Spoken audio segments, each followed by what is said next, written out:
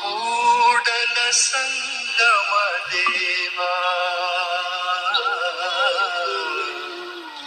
ತನಗೆ ಬೇಕೆಂದು ಕೈ ಬಿಡಿದೆತ್ತಿಕೊಂಡ